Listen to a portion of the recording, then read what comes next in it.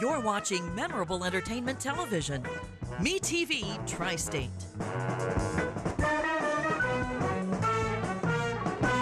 Broke the story on local homestead tax credit fiasco. Expose the Evansville Redevelopment Commission excessive spending habits. Your community watchdog. CityCountyObserver.com is your online community newspaper dedicated to the progress of Evansville and Vanderburgh County. We're a nonpartisan publication providing insight into political issues and events that shape our community. We are a watchdog for you, the citizen. Check us out online, city-countyobserver.com. That's city-countyobserver.com.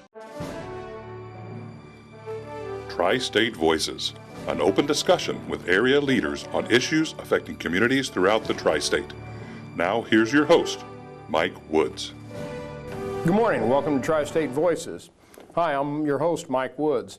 Every week, Tri-State Voices is sponsored by the City County Observer, WTSN, and Woods to speak to leaders of our Tri-State concerning issues that are important to all of us. Today, I'm honored to have Andrew McNeil with me. Andrew is running for the Republican primary Congress office against the incumbent Larry Bouchon. You're going to really enjoy hearing what Andrew's got to say. He's a very, very passionate man. He has 7 children. He homeschools his children. And his focus in life is really looking for the future of those children. And when you hear him talk, all the issues he addresses, he's thinking about how these issues are going to affect his children over many, many years from now, not just in his lifetime, but in the future. Andrew, welcome. Thanks, Mike. Thanks Glad for to have having you me. here. Good to be here. Well, speaking of your children, when I've talked to you about the spending and debt and that sort of thing, you keep getting back to your children. Why do you keep bringing up your children when you talk about the debt this country has? Well, I think because $17 trillion is not going to probably be paid off in my lifetime if we were to start tomorrow, which of course they're not. $17 trillion in debt is just a mile marker on the road to 20 or 30 and eventually insolvency if something isn't done about it. So it is a very serious issue. It's one of the reasons why I decided to run for Congress. The House of Representatives, which is in charge of spending, has the purse strings, has passed budget after budget that is unbalanced and really makes no attempt at dealing with the spending issue, which is our problem. Currently, right now, $2 trillion a year is brought in tax revenue, and they can't make it on that. They need an additional $1 trillion in debt. So it's very troubling. Living on a budget is something that every family has to do, and you know, coming from a large family and raising a large family, you understand the value of putting every dollar to use and knowing that you can't spend more than you bring in continually. The same is said for county government, city government, state government, which has done a really good job in Indiana, but apparently the rules don't apply to our federal government, and spending is absolutely out of control. So, well, where do you start? I mean, obviously we have to continue to pay the interest on national debt, and you want a strong military, which it's expensive. Where do you start? You can either increase revenue or decrease spending to make the numbers work. Well, I do think that we can increase revenue without raising taxes, and in fact, if we begin to, well, one of the things I'm running on is eliminating the IRS, going with either a fair tax, which I think is a fabulous idea, eliminating income taxes, or just a flat tax across the board. Something permanent. It will encourage economic growth, and we've seen traditionally and historically that when that happens, the coffers, the U.S. Treasury, the receipts for tax revenue increases dramatically. So that can be done if the economy turns around, which the economy is in kind of a slump right now and has been for a while. But as far as where to start on spending, it's such a target-rich environment. When you start looking at the federal budget and all of the subsidies and the waste and the money that goes to foreign governments, and just it is an incredibly disgusting example of overspending and really misuse of taxpayer dollars. And I think the real problem we've got in Washington is that politicians do not respect that money as the people's money. They look at it as if it's owed to them, as if it's owed to the federal government, and they can do with it as they please. And really, to me, I think the attitude absolutely has to change in Washington. If you got rid of the income tax, You said replace it with a fair tax. Are you talking about like a value-added type tax? Or? Well, we would have to probably definitely repeal, I believe it's the 16th Amendment. We can't allow Congress to be able to do a national sales tax on just items sold. And then also be able to raise income taxes. And they would do both if they were allowed to, as we have seen. So you've got to make sure that no income taxes can be taken at the same time. And then, yes, a national sales tax. The fair tax actually is one of the most well-researched proposals. And I'm no expert in tax law, and I don't purport to be, but I'm great with that. I'm great with Herman Cain's 999 plan, which was a 9% corporate, 9% personal, and a 9% some other 9% tax. But I remember his slogan anyway. So, but no, I'm fine with any way that we can to make it fair, equitable, and unleash the entrepreneurial spirit of the American people, which is where I actually put my trust and faith in. So. Well, I think one thing everyone would agree with, and especially it's interesting now since we just got done with tax day, but the income taxes are so complicated that people don't understand their deductions. They don't understand what's going to be income. That's right. You can't decipher it. No, and it needs to be simple. It's a real problem. You can tell some bureaucrat has structured our tax policy. It's gone from just simple fairness and simple making sure we need tax revenue, obviously, to manipulation, and they use the tax code now to reward behaviors that they like and to discourage behaviors that they don't like. It's really become kind of a social engineering tool, and that's why a lot of politicians will not give up on very complicated IRS tax laws. Well, social engineering has been a big subject with regard to everything from gambling and alcohol, tobacco, greenhouse gases. If you pick a subject, people are encouraging taxes on a certain subject to get some outcome that they want. Correct. That's absolutely right. Yes. Under a new system, how would you prevent that same sort of thing from happening? Well, I do think that in a lot of ways, justice, the law, the federal government needs to be blind to behaviors, and simply needs to be, listen, what I like about the sales tax so much is that it's based on what you purchase. You don't pay any tax, you don't buy anything. Well, everybody has to buy something. So it takes care of the inequities, I think, in the tax system. So. Yeah, on a local level, one of the controversies around here are taxes on hotel rooms, because that hits a specific industry, and you're seeing that more and more. You have these taxes that hit a specific industry. Correct. Or perhaps a deduction that's driven toward a certain industry to help them out. The petroleum industry, for example, has tons and tons of deductions that aren't available to anybody else. Correct. Yeah, I think a lot of those are state issues, and obviously that would change with what I'm hoping for or propose. But I think as far as federal taxes and regulations, absolutely we have got to simplify the code, and it needs to be one of my pet peeves about the IRS is actually that you're considered guilty until proven innocent, and that's just not the American way. I do think that that the power that the IRS has got to be tempered, and frankly, I think that we can do without. So, and if we can, we should. You mentioned something a minute ago that I think I'd like to hear more talk about, because it's really important to you that you want more power in the states, less in the federal government, Correct. and to the extent possible, less in the state and more at the local government. Correct. Is that a fair analogy? Yeah, that's correct. Yeah, government's best, it's closest to the people. And a lot of the argument against that actually stems on being more efficient. Well, efficiency's great, and I think everyone should strive towards efficiency. But our system is specifically built for power from the people. The government is of the people, by the people, and for the people. And so you're not necessarily going to get the most efficient government, but you're going to get the most free, and the ones that secure our liberties and our freedoms the best. And it's where the guys making the rules live in your neighborhood, and I think that's a good thing. And they have to live under those rules. That's correct. Okay. You would like to just totally get rid of Obamacare. Correct. Why? Well, my problem with Obamacare is primarily over the philosophy that the government should not be in charge of our health care. Obamacare was a takeover of 1/6 of the U.S. economy. It was not really about health care, despite the name. It was about controlling every aspect of our lives.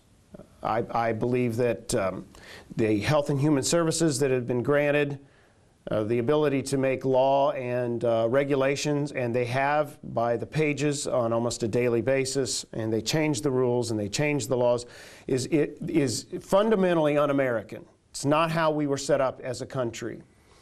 We were set up with legislation and laws being made by Congress, accountable to the people. If we don't like a certain legislation, we don't like a certain law or a regulation, we know who to vote out of office.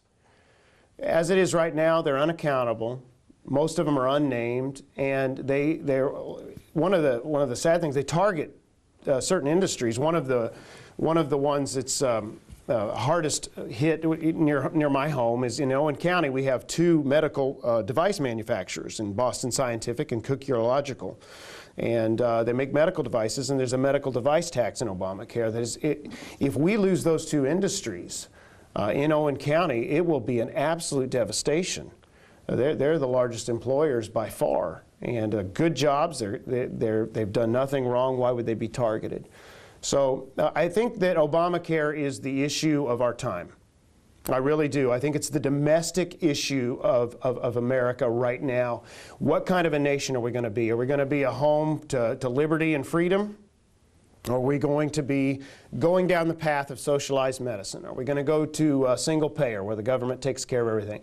I don't know about you, but I don't want the BMV taking care of my prescriptions or getting between me and my doctor or deciding whether or not I qualify for a subsidy or not. And I'll tell you what, one of the saddest things, I go door to door in businesses, and I was doing that a couple of weeks ago here locally in Newburgh, and stopped in and met with Dennis Webb. He's a private physical therapist, and he's been in business for over 20 years, and actually just happened in on his last day in business. And him and his wife were there, and Obamacare wrote him out of existence. And here I am asking for votes, and I'm talking to people, and it was actually, it almost ruined my day. It was devastating because the guy's almost in tears. And what do you say? You know, I understand trying to cover the uninsured. We could have written him a check and taken care of a whole lot cheaper and with a lot less devastation than what's going on right now. So, no, it's a fight that has to happen. And my beef with the current congressman, the reason I've got major issues with him over this, is that we could have defunded Obamacare and collapsed it multiple times in the last 3 years. They're in charge of the purse strings. They're in charge of funding it. Yes, they voted to repeal it. That's great. It was never going to happen with Obama as president or the Democrats in charge of the Senate. It was never going to happen. But defunding it could have taken place, could have happened. They had that power. And as devastating as this law has been, I just think it's time to stand up and do the right thing, regardless of maybe the political consequences, but it's for the good of the American people. Well, how would you handle that in the defunding? Because if you remember when they had basically the government shutdown, they sort of worked out a deal. Some people say the Republicans kind of backed down. I mean, would you have continued to have the government shut down, or how would you handle that issue? Well, the truth of that matter is that the Republicans passed a continuing resolution to fully fund the government, minus Obamacare.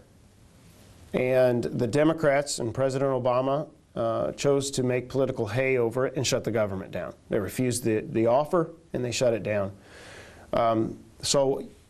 You know, and then, of course, in the media, the Republicans are not going to get a fair shake on that, but the reality is it was President Obama that shut the government down.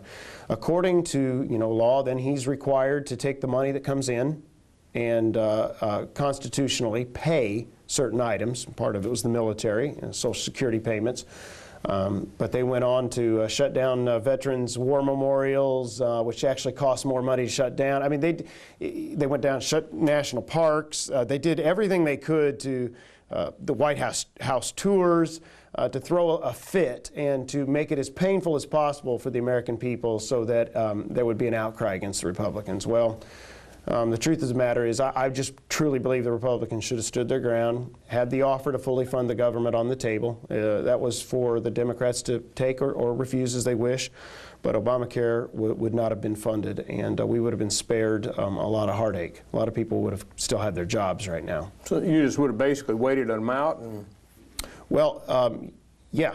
I think that a part of working together in Washington is that each side has to give a little, and if the Democrats were truly concerned about the areas that were, quote, shut down, then they would have taken the continuing resolution to keep those things fully funded and operational. The one thing that's interesting about the so-called government shutdown, I think it only shut down, what, 15 or 20% of the government. Like I said, the military, Medicaid, Social Security, right, emergency services, all those things continue. Well, a funny fact about that, the economy had a slight little uptick during that period of time. So I think when Washington is shut down, maybe it is a lot better for the American people. If you did get rid of Obamacare, would you preserve some of the things that were added in there, like insurance companies have to carry you if you have a pre-existing conditions, or portability if you're taking your insurance from one employer to another, carrying your child on your health insurance until age 26? Would you preserve any of those things? Oh, I think it's incredibly important that we have health care reform, but it's got to be free market reforms. There does need to be insurance portability across state lines, absolutely, because competition is a really good thing, and it allows a wide range of choices, unlike what we have today, where Obamacare has literally put out of business 12 insurance companies, which a lot of people don't know that. What's happening now is Obamacare is causing us to move into kind of like our utilities, where we're going to have super companies, super insurance companies, a couple of them, and our choices get smaller. It's actually moving into kind of a health insurance monopoly. So what we have to do is we have to increase choice, increase competition. There has to be tort reform. We have to put limits on the insurance that these poor doctors are having to pay. One doctor I talked to, his insurance premiums for the year were $100,000 for malpractice insurance. $100,000. That's just unbelievable. And a lot of these doctors then do multiple tests and just to cover themselves in the event of a lawsuit, instead of there being some level of protection. And I understand you need to be able to recoup damages.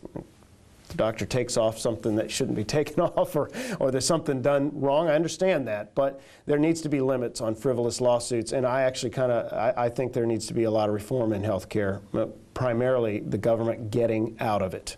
Okay, well, that reform, the limits on lawsuits, would you want that to be a federal or a state program? Well, I think I do think that needs to be federal across the board, absolutely. Somehow we've got to get those insurance rates down, and multi-million-dollar lawsuits with no end in sight when something bad happens. So. Well, sure, it's interesting to me when Otis Bowen, of course he was a doctor, was the governor of Indiana, he put in what some people say is the model tort reform in Indiana. Kentucky doesn't have anything like that, but actually health insurance is cheaper in Kentucky than it is in Indiana. Mm-hmm. And so I don't know, if you look at Indiana's experience, it's not driven down the cost of health care. Right.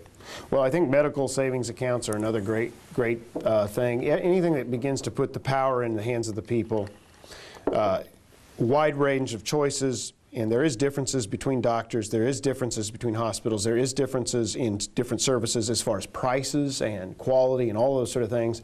If the medical profession were treated like, you know, going to the supermarket, and it was clearly stated, and we were able to see the differences, and you got to keep the money that you didn't spend, you see the incentive to maybe not go to the doctor every single time you get a sniffle, but, you know, take some vitamin C or something. I don't know. It's pretty hard to shop around for prices in healthcare. It is very difficult. It is very difficult, and we've had some experience with that, but it can be done. The offices seem a little surprised that you're asking for their prices on an x-ray or whatever, but it's huge differences between offices. Yeah. Now, one of the things that you're very passionate about is the Second Amendment.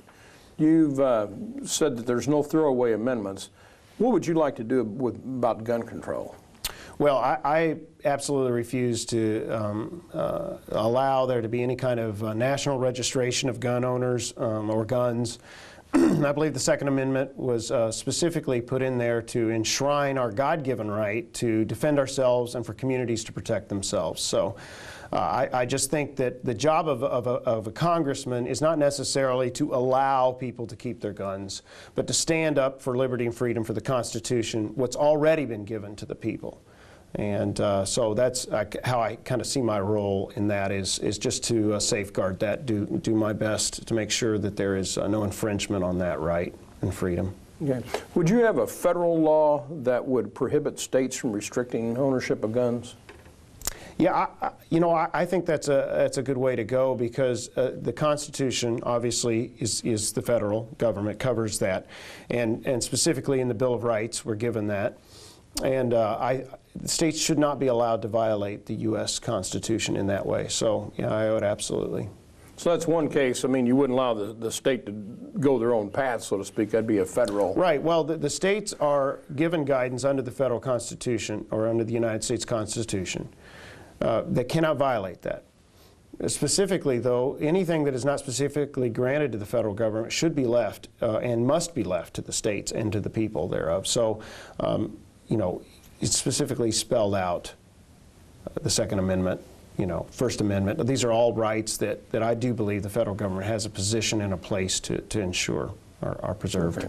So if some state wanted, say like a good example right by us, Chicago has very restrictive gun laws. They've kind of got a unique situation up there, and it's totally different than, say, southern Indiana. Would you allow Chicago to have its own unique set of laws, or they'd be governed by one federal law that governs the entire country? Well, again, it would have to meet a threshold of violating the Second Amendment, which honestly I think Chicago's probably does.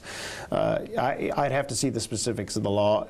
There are, I mean, I can't speak to a specific legislation, but yes, sure. I do think that there should be a, if need be, the federal statute that protects the Second Amendment if it's being violated. Honestly, though, I think the Justice Department should step in under that, honestly, and prosecute it under just the Constitution. We probably don't need a specific law.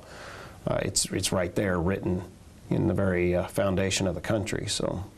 One of the problems they have right now is that someone might live somewhere and they have a, they're in compliance with the gun laws, but as they travel, they're going to go through some places that have more restrictive gun laws, and so here they're total compliance with the law. Somewhere else, they have not changed what their behavior, but just because you enter another jurisdiction, now you're committing a felony. Yeah.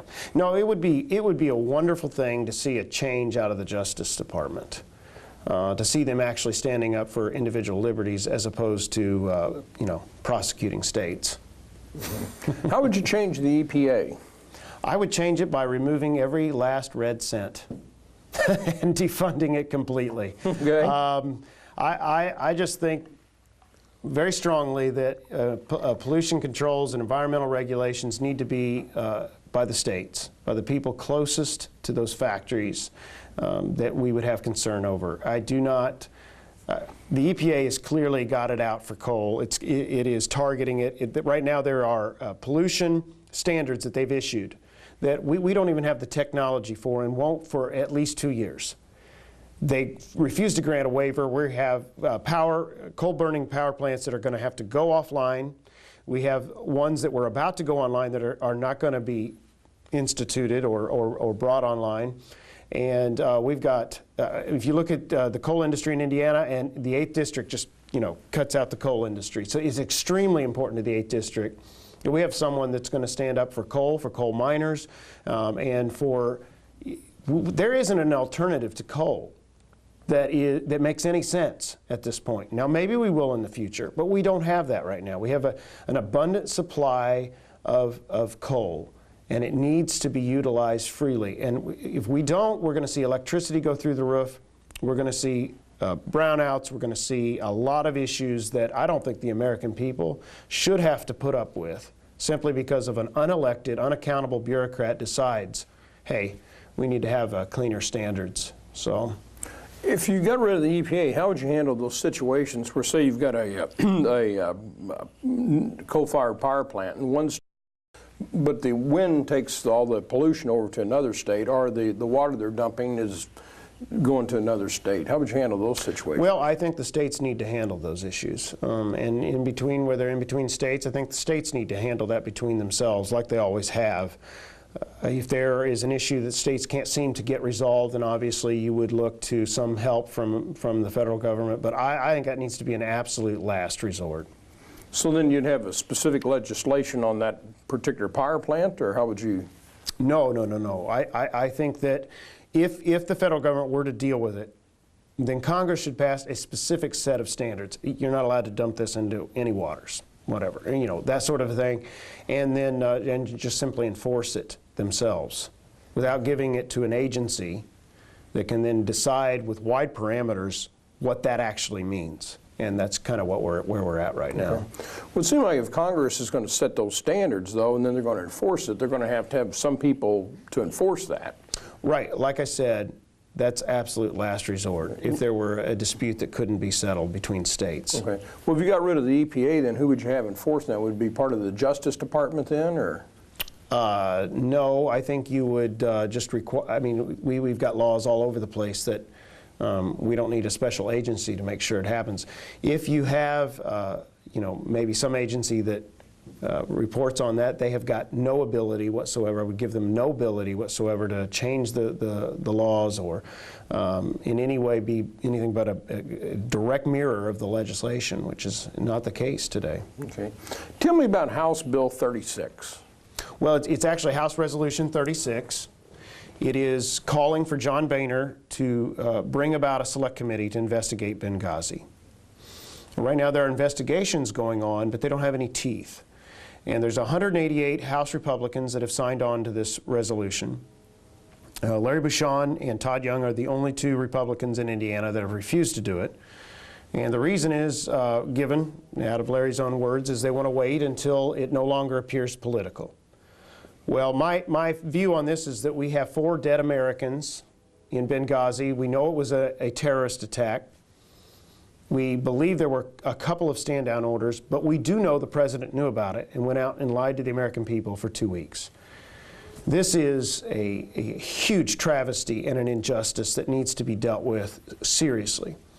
I don't really care what it looks like politically. To me, that's really not the concern when you have dead Americans and a dead ambassador and some kind of a terrorist attack. And there's a lot of funny things that have gone on with witnesses and serious questions as to the president's leadership and Secretary of State in this. Well, we only have about a minute left. Just in your own words, you just tell the voters of the 8th District why you'd like to be their next congressman and why you'd be better than Larry Bucshon. Well, I've been traveling all over the 8th District for the last 7 months. I've been visiting the cities and towns and visiting with you and listening to you. And you know what I've heard? I've heard that you're scared about the future of this country, that you're upset with and feel betrayed by the politicians in Washington who don't mirror your views and refuse to stand up for what's right. So my response to you is this. If you want someone who will cherish your views and stand up for constitutional limited government, then vote for me. If you want a family man with small business experience and common sense, then please vote for me. If you want someone who will not simply go along with party bosses in order to get a campaign contribution or to be liked, then vote for me. And finally, if you want someone that is going to stand up for what you believe and never ever forget that he works for you, then please vote for Andrew McNeil for Congress on May 6th. Thank you. Andrew, I really enjoyed talking to you. It's obviously really a passionate person, and I wish you the very, very best of luck in your campaign. Thanks, Mike. We'll see everybody next week. We're going to have Pete Swain as our guest. Pete is running in the 4th District in Vanderburgh County for the County Council. Thank you very much.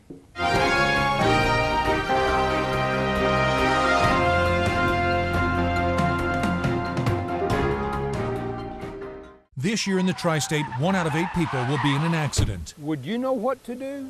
Call Woods & Woods. They'll get you help. When you call Woods & Woods, you are not a statistic. You are our client, and we will fight to get the money you deserve. And that's what Mike did. He really fought hard for me. They just really cared. If you've been injured, call 1-800-544-2108. Let Woods and Woods work for you. You don't owe us a dime unless we win your case. You're watching memorable entertainment television. MeTV Tri-State.